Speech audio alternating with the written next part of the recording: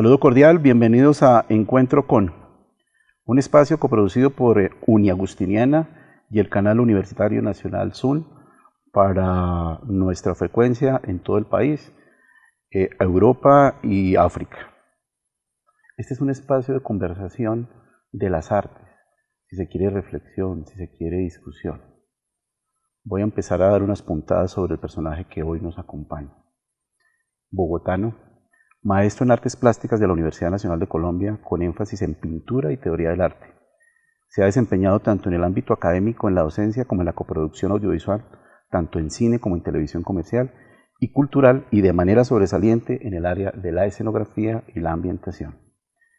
Su experiencia en el cine se remonta al 2005 con cortometrajes ¿De qué barrio llama?, de Juan Pablo Félix, No todos los ríos van al mar, de Santiago Trujillo, o las películas de largo formato como Los viajes del viento, de Ciro Guerra, en la escenografía y en la ambientación, Karen llora en un bus, de Gabriel Rojas Vera, como director de arte, Los 33, de Patricia Riggen, en el departamento de vestuario, y actualmente en la superproducción, así se ha denominado, del maestro Ciro Guerra, El abrazo de la serpiente, como director de arte. Bienvenido, profesor y maestro Rancés. Muchas gracias. Seguramente muchos de ustedes ya conocen la trayectoria del maestro Rancés, pero nos vamos a remontar un poquitico a esos orígenes para ponernos en contexto con quienes nos acompañan en este espacio que, insisto, creo que nos va a aportar a la crítica, a la formación audiovisual y a la discusión por encima de todo. ¿Cómo fueron sus orígenes para llegar a lo que es la dirección de arte, Rancés?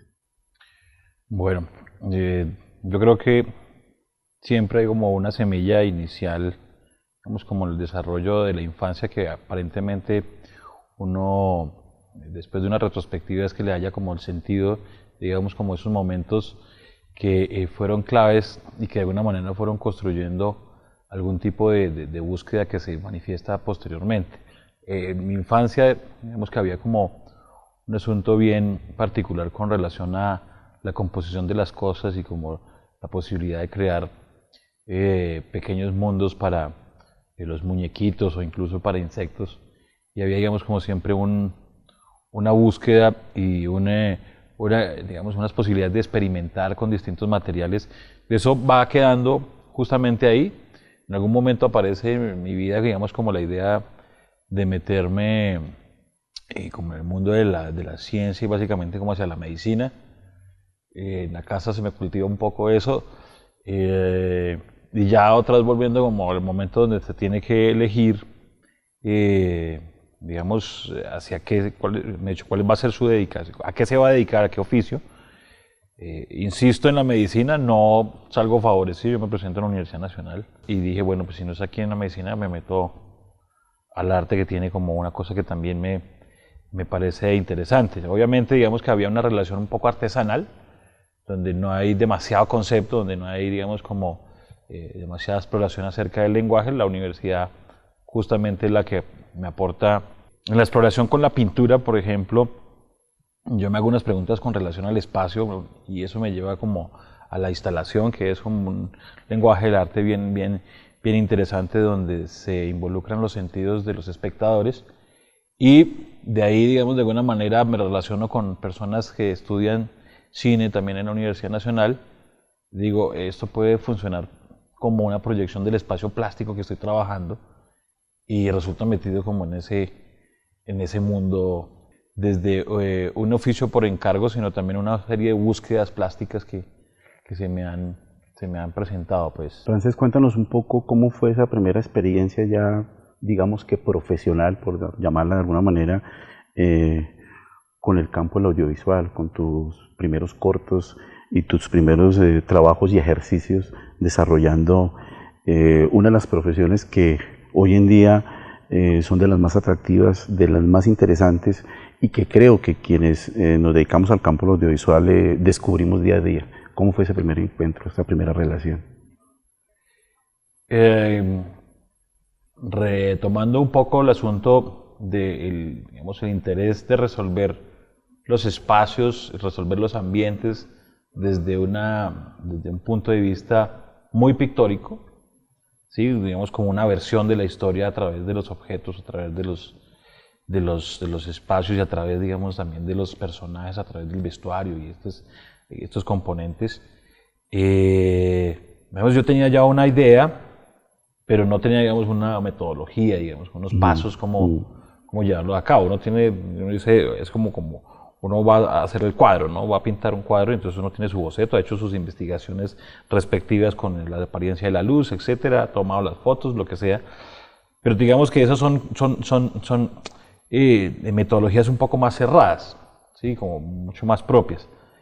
En el mundo del cine hay una serie de procesos que si no estás pendiente de esos, así tengas la mejor idea, se te va al riesgo. Y obviamente al principio se sufre bastante justamente porque no entiendes que necesitas una cantidad de personas, que necesitas ciertas habilidades, que necesitas un control de gastos, etcétera, etcétera. Entonces son demasiados elementos que deben ser tenidos en cuenta para llevar a cabo algo. Entonces también, digamos, de alguna manera, muy rápido entendí que esto es un oficio que está acompañado de mucha creatividad, pero también de mucho efecto logístico. Si uno no está en la tierra y en el cielo, no puede llevar a cabo, digamos, como este oficio. Esto no es para personas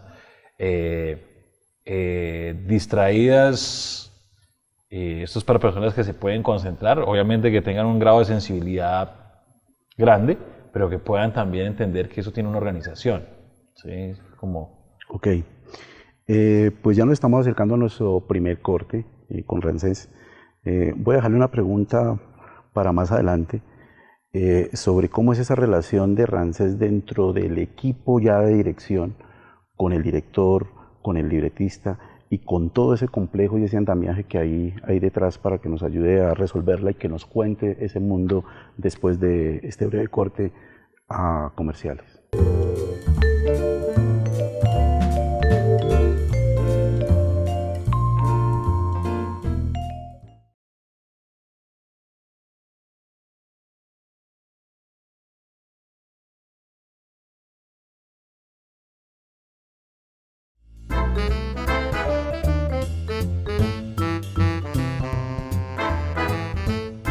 Bienvenidos de nuevo después de este breve corte. Les recuerdo que estamos en Encuentro con, hoy con un especialista, un profesional, y lo digo de la mejor manera posible y con las palabras más apropiadas, del oficio de la dirección de arte. Y planteé una pregunta en el anterior segmento de cómo es esa relación del director de arte ya con el equipo, ya con la producción. ¿En qué momento empieza a intervenir la dirección de arte, Ramsés? Bueno, empieza a intervenir justamente desde la confianza que tiene la dirección y la producción al llamarlo a uno, ¿sí? En términos de entender cuál es como el desarrollo que uno ha tenido en los distintos proyectos, tal vez porque pues ven que hay estéticas que permiten, digamos, entender que hay una cercanía, digamos, para poder llegar como a una imagen que se tiene en una primera instancia. Procede el asunto de la lectura del guión. También hay que darse cuenta de que si las historias están bien escritas, están bien contadas, y aparte de eso son interesantes, eso, digamos, que de alguna manera se vuelve un elemento importante en términos de lo que subsigue, o en términos de lo que sigue posteriormente, que es todo el asunto de la investigación. Si algo no te convence mucho, es difícil que, digamos, que de alguna manera seas tan honesto. Después de eso, pues obviamente tendrá que verse todo un asunto de la logística, de cuánto personal vamos a necesitar, mientras se va llevando a cabo también todo el asunto de la propuesta. ¿Sí? La propuesta, que es algo que nace de la charla con producción y la charla con dirección, ¿sí? Digamos inicialmente, donde se hacen unos cuestionarios o digamos se hacen algunas precisiones sobre algunos elementos que de pronto no sean tan claros, estudiar un poco, digamos, como los perfiles, estudiar un poco la sensación de lo que se quiere que el espectador perciba, ¿sí? Y ir, digamos, como afinando esto para obviamente producir una propuesta que también va a ir acompañada con la creación del equipo, ¿sí? Entendiendo obviamente un asunto de recursos, que uno habla con producción y pues producción de alguna manera muy sensata, cuando entiende perfectamente la película, sabe qué necesita la película y qué no necesita. Y después, digamos que de alguna manera está el trato con dirección de fotografía, que es llegar a ese acuerdo también y digamos como a esa disertación de hasta dónde vamos a llevar la imagen, ¿sí? Tu intervención como director de arte o en el campo de la ambientación y todas esas otras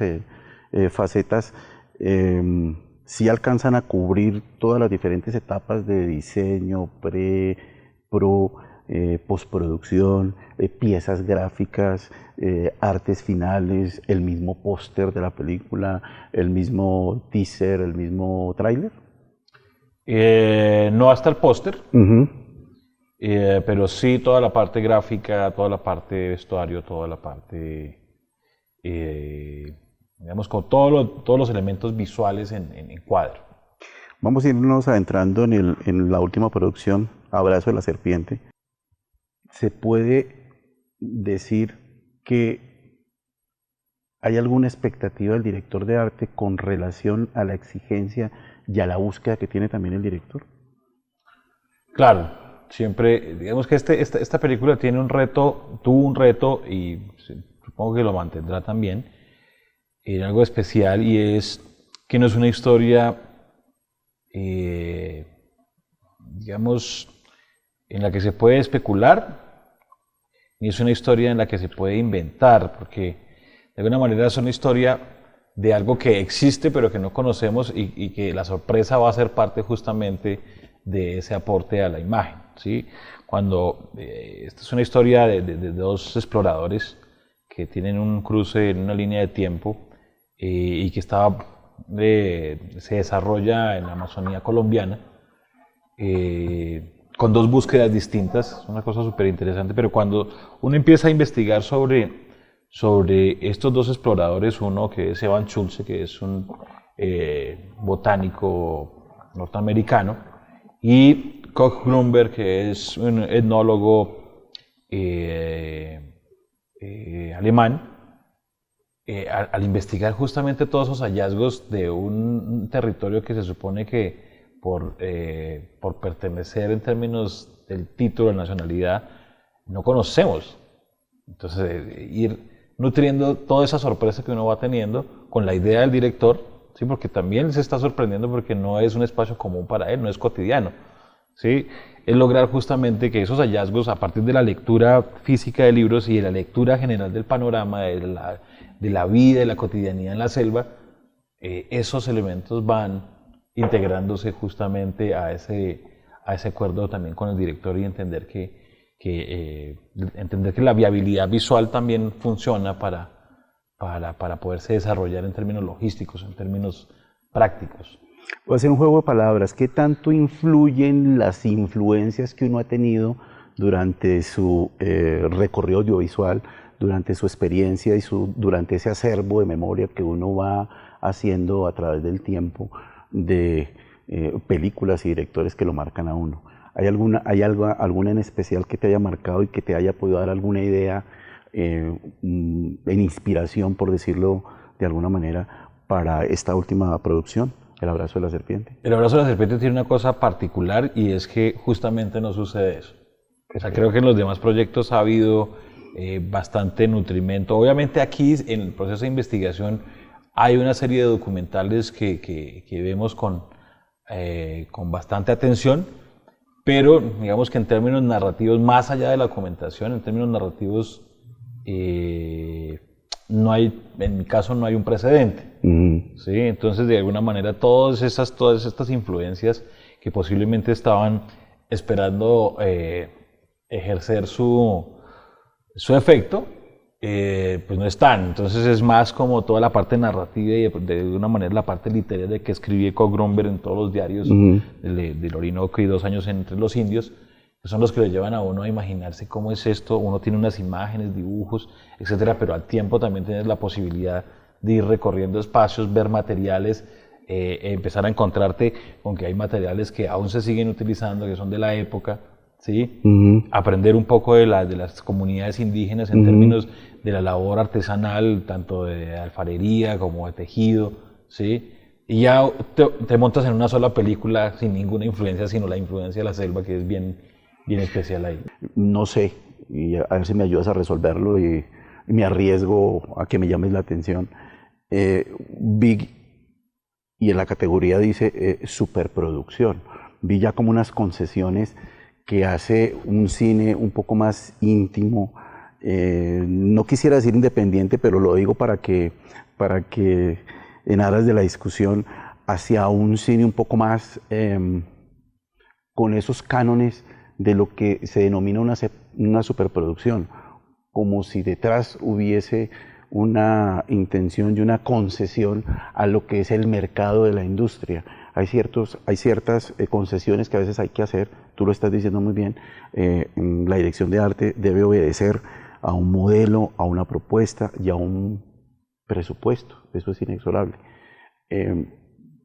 No sé si me puedes ayudar a resolver esa inquietud. Si hay algo de eso que estoy yo avisorando o simplemente es por lo ampuloso que tiene el tráiler, pero yo vi, y lo digo asombrándome gratamente, cuando vi el tráiler, entendí al final y me dijeron, esto es de Ciro Guerra. Yo estoy acostumbrado a ver unos tráilers un poco más ensoñadores, y este te va llevando de una vez a la historia, ¿sí? No te la cuenta, desde luego, pero te da una situación. ¿Qué tanto puede haber en eso? Yo siento que hay, digamos, en términos esenciales, sigue existiendo esa misma necesidad de contar la verdad, de alguna manera, una verdad intrínseca de la historia. Obviamente, digamos que arriesgarse a hacer una película en la selva implica un nivel profesional, un nivel técnico bien serio, y obviamente también se necesita tener una sensación de riesgo. Y el riesgo solo, digamos, de esta magnitud, solo lo hacen personas que están un poco más, sí, los que son pequeños generalmente pierden, que no está mal también, pero aquí se juega el riesgo también de una manera mayor, obviamente pensando en que todo va a salir bien, ¿sí? Sintiendo que todo va a salir bien. Siento que con relación a los viajes del viento, digamos que los viajes del viento es la primera película de Ciro en un formato Super 35, super paisajista, emocionante porque también tiene una serie de tránsitos interesantes. Pero siento que yo digamos que en esos términos no siento una diferencia de la honestidad, sí en el sistema y en los procedimientos, digamos ahorita de promoción, distribución, divulgación, sí, que tiene un poco más de fuerza, tiene, digamos, porque ya se conoce un poco más, digamos, como el asunto del mercado, se conoce un poco más el asunto de los espacios de difusión, y eso obviamente ayuda a tener un estado, ¿no? Generalmente el público ve los viajes del viento, escucha el acordeón, vemos una relación con los indígenas arhuacos, con los guayú, ¿sí? Pero entonces aquí nos vemos es para adentro, ahora vamos para adentro, desde el centro hacia el sur, ¿sí? hacia el Amazonas. Pero también tenemos que hay un problema, una cuestión con la canción, la música sigue ahí, el indígena sigue ahí, ¿sí? De alguna manera hay como unas mismas preguntas. También hay unos recursos que son viajar, un poco. Yo a Ciro le digo, hay lugares en Colombia que yo creo que no los voy a conocer si usted no hace una película sobre algo que sucede en ese lugar, ¿no? Porque Ciro tiene una capacidad bien impresionante por encontrar unos lugares mágicos que nadie los ha visto con ese potencial, ¿sí? Y con unas historias obviamente también de un nivel inesperado. Vamos a hacer una pausa y ahora retomamos el tema de los riesgos, que me parece importante de abordarlo con este proyecto y los riesgos de los proyectos futuros. Les recuerdo que estamos en Encuentro con, un espacio producido por Universitaria Uniagustiniana y por el Canal Universitario Nacional SUN. Ya regresamos.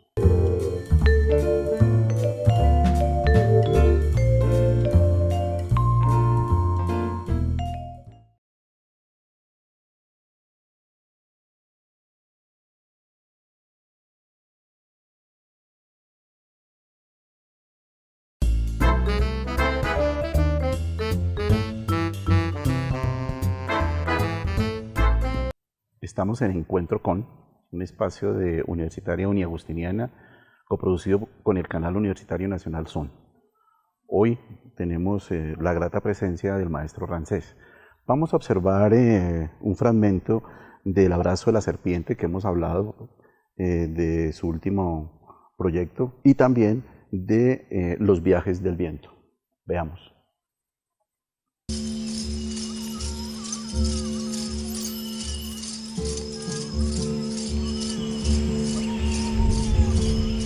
Dañarán David, no caje norte, y alto, pues va a baitaña, renamo, renervicaite. Did you die, baby?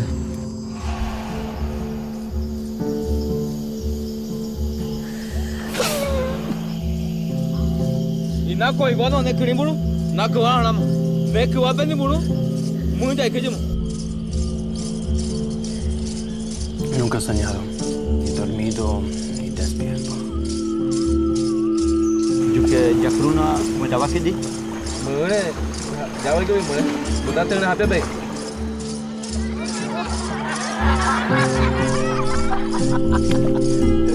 Koivan na imak, hati kumahaita, pinoi nutumak, gano, taupasi kumahaita, gano meina bitumak. ¡Váyase! ¡Pasado! ¡No tenemos caucho! Te oye que yo me, no hago yo pues aparte que me. Tana da uta, no ataque matani. Pinoi nutuno, nukairita, imak henaka imak baita. Itumak, röida, bitumak imak huiria. Nuno uruja unutta ruaka itte. Hisuna na hittaitu. Acá ese dinero. ¡Colombiana! Vosotros habéis portado el diablo a la comunidad. A lo mejor lo muere. This is madness. ¡Eu sou a Messia, o Redentor dos sitios! ¡No hay más hora ya al infierno donde lo hay!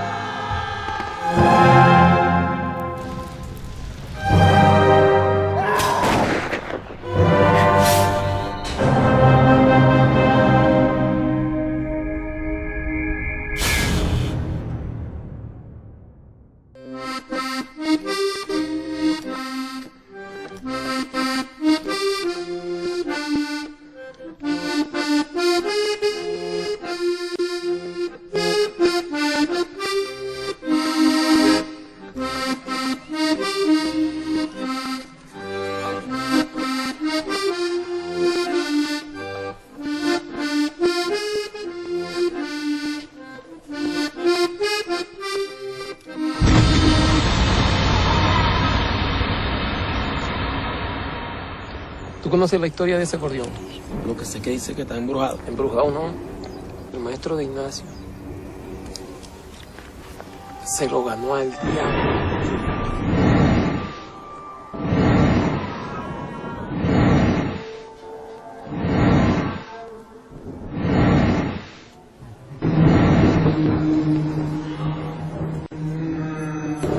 El Abrazo de la Serpiente y Viajes del Viento.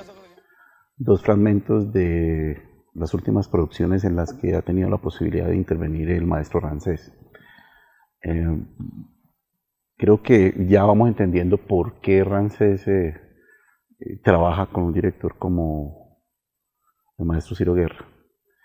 Y creo que ahí va sumando la importancia del papel de la dirección de arte, que es al servicio de una historia, al servicio de una búsqueda.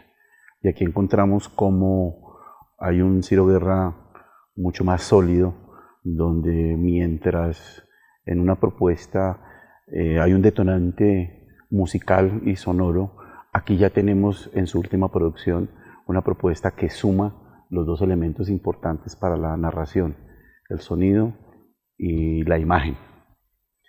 Van ustedes a Cannes, ¿qué expectativas hay en Cannes? ¿Qué esperan de ese viaje a Cannes? Porque ustedes son descubridores. Bueno, aquí esta película está seleccionada en la quincena de realizadores y digamos que de alguna manera se está sentando también un precedente, digamos, como en las distintas categorías que se ha ingresado, y de alguna manera es poder difundir de alguna manera la historia, más allá de entenderse como una historia propia de un autor. Hay también un mensaje interesante con relación a mirarnos a través de otros, a mirarnos a través del exterior, mirarnos a través de Europa, mirarnos a través de Estados Unidos, mirarnos a través en general de los distintos ojos que de alguna manera han participado en el desarrollo de lo que tenemos hoy como nación. Es volver a mirar un poco también hacia la selva, es mirar un poco hacia las etnias que hoy día también están desapareciendo y que no se hace tampoco nada. Entonces también creo que es una invitación a sensibilizarnos frente a eso que sucede y que puede ser visible y puede ser público de alguna manera en estos espacios donde está el mercado, pero también están, digamos, todos estos emblemas también de las ciencias sociales que también asisten en algunos casos allá.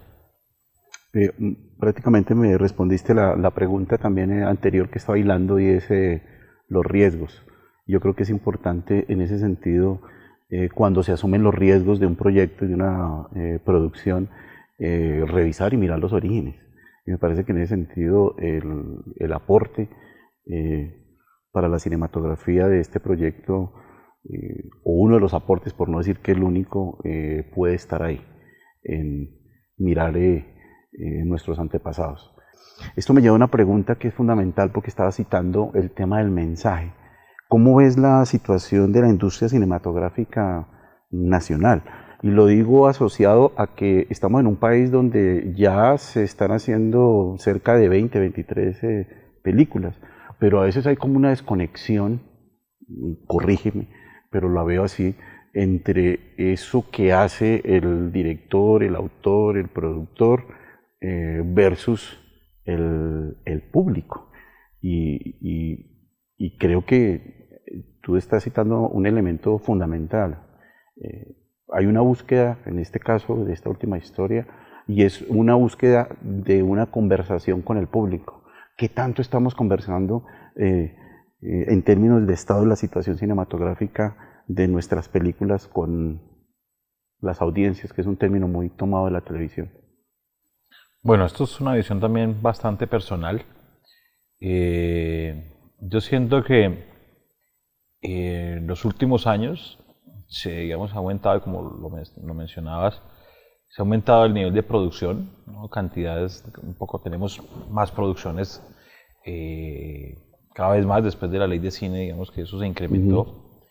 Hemos producido cantidades, pocas yo pensaría, digamos como con un nivel profundo y con un nivel de aporte al lenguaje, de aporte, digamos, al entorno colombiano. Siento que son pocas realmente, ¿sí? Siento que también hay un asunto de crestas y valles con una clase de autores, de alguna manera, que se centran en un tipo de historias que sí tocan el corazón. Ahora, en algunos casos se vuelven intimistas, se vuelven películas que de alguna manera no enganchan a muchos espectadores, porque digamos que la cultura del espectador colombiano está obviamente muy formada por ese cine de consumo que pues, es una tradición gigantesca, ¿sí? Hasta ahora estamos, digamos, de alguna manera también conectando a ese público que le estamos contando, mire, las películas en Colombia las hacemos de esta manera y contamos estas historias, ¿sí? Y no a manera de lástima, porque el espectáculo es el espectáculo, ¿sí? Pero sí a manera de ir encontrando ese lenguaje con el espectador, pero que también no vaya a caer, digamos, como en el asunto de la desgracia de la taquilla, ¿no? Porque eso puede pasar como lo que sucede en Facebook, un poco en las redes sociales y básicamente en Facebook, es todo el mundo opina ahí y digamos en términos de acción no sucede nada. Entonces todo el mundo puede también pensar en que chévere que en Colombia se hagan películas, pero nadie va a verlas. Esto nos lleva a una pregunta de nuestras redes sociales y que creo que encaja perfecto y complementa la intervención de Ramsés. Ya como docente, como preparador, como guía, como tutor, ¿cómo ve a los futuros realizadores audiovisuales? Y hablo de realizadores audiovisuales extendiéndonos a todo el campo de las artes visuales. Bueno, eso es una buena pregunta. Siento que se está generando, y esto es a mi modo de ver, ¿no? Esto no es ninguna política de la universidad, universitaria, ni de ninguna institución, es completamente mía a partir de las distintas observaciones. Yo veo que hay una gran diferencia y una gran división muy marcada hoy, digamos, entre los jóvenes. Unos que de alguna manera se han ido educando a partir de perfeccionamiento a través de la observación y, digamos, del enriquecimiento de la experiencia, y eso implica todos los sentidos, ¿sí? La música, la poesía, la pintura, la literatura, la fotografía, etc. Y otro grupo que no se está educando, sino simplemente está ejecutando una serie de cosas que muy probablemente no sé eso dónde termine, ¿sí? Muy seguramente los que sí practican, cultivan, digamos, como todo este mundo de las emociones, van a terminar entendiendo el valor que tienen ellos como actualizadores del lenguaje, como promotores, de alguna manera. ¿Sí? Yo siento que hay una cosa grave en términos de las nuevas generaciones con relación a la educación, ¿no? O sea, unos vienen con las semillitas, otros vienen sin semillas. Eso, yo sé que suena horrible, pero es cierto, yo lo siento de esta manera. Ahora, hay que ser un cultivador y hay que tratar siempre de poner una semillita, aunque parezca árido ese terreno. Entonces te hago también la pregunta de otra manera. Antes con una reflexión, y es, entonces, ¿cómo nos ves a nosotros los docentes? Porque es que coincido plenamente contigo en el tema de estas futuras generaciones. Hoy hay un equipo muy joven detrás de este programa. Eso a mí me llama poderosamente la atención, me invita, me da una sensación de que hay una esperanza, porque es que ellos son los que van a tomar las banderas de la realización, pero también me preocupa lo que en su momento ocurrió con programas como la comunicación social y el periodismo, que se pusieron de moda, ¿sí? Ahora está de moda la gastronomía, también el cine y la televisión. Pero ese tema del carisma y de la pasión que no se puede enseñar, ¿cómo hacemos nosotros los docentes para despertarlo? Porque yo veo que hay un afán del joven por hacer, pero creo que se necesita de un trabajo de escritorio, ¿no? Se necesita de una investigación, se necesita de mirar. A mí me llama poderosamente la atención y me atrae pues que hoy en día no hay una cultura audiovisual, y para mí es muy difícil pelear con Rápidos y Furiosos 7 y el ciclo de Chaplin, pero pues eso es lo que se da. Entonces a veces yo tengo que utilizar como ejemplo, pues bueno, vimos Rápidos y Furiosos, pues eso es un cine de factura, no voy a entrar a hablar si es bueno o malo, pero entonces, ¿cómo hacemos nosotros los docentes para seguir insistiendo, aunque aquí con propuestas como estas, de la cual nosotros estamos haciendo parte, creo que hay una esperanza. Sí, es un poco difícil digamos, cultivar la pasión porque es con algo con lo que uno viene, ¿no? Es como, digamos que hay un pequeño botón de ignición en la infancia que está ahí, y si eso no se gesta, es complicado buscarla. Ahora, se puede encontrar, pero siempre y cuando se establezca también una serie de preguntas básicas, primarias, porque son acerca de la naturaleza, realmente, ¿sí? Las preguntas, creo que estamos viviendo también en una época donde nada sorprende a nadie. Y entonces, si no hay la posibilidad de sorprenderse, no hay nada que le haga sentir magia, no le haga sentir fantasía, ¿sí? A veces sucede que uno tiene unas películas, digamos, como referencias, y que cada vez que uno las ve lo trastocan y digamos que de alguna manera lo vuelven a ese estado donde uno dice, ay, ya sé de qué estoy hecho. Y uno muy amable y amorosamente también quiere compartir eso con el mundo, ¿sí? Y más, digamos, en un espacio académico, uno quiere compartir justamente esa emoción que le produce. Claro, los lenguajes son distintos, las épocas son distintas, pero aún así, creo que estamos en una generación donde la empatía no es justamente el valor. Entonces uno sufre con un drama y la generación de hoy se ríe con ese sufrimiento. Yo no sé, pero ¿cómo así? O sea, esto que era bello para mí, ¿sí? Ahora para ellos es gracioso, ¿sí? Cursi. Entonces es un poco complicado, pero siento que hay unos elementos primarios en algunos que me parece interesante, y es cuando a alguien le gusta el color, cuando a alguien le gusta hacer cosas que aparentemente para el otro son simples cosas tontas, como, no sé, tener algún elemento físico, motriz, ¿sí? Ese tipo, digo yo, ahí hay posibilidades de salvación. Gracias, Ramsés, por habernos acompañado, por invitarnos a la ensoñación y por conversar con una audiencia y con un grupo que esperemos nos permitan volver a estar aquí en un futuro próximo. Gracias, hermano.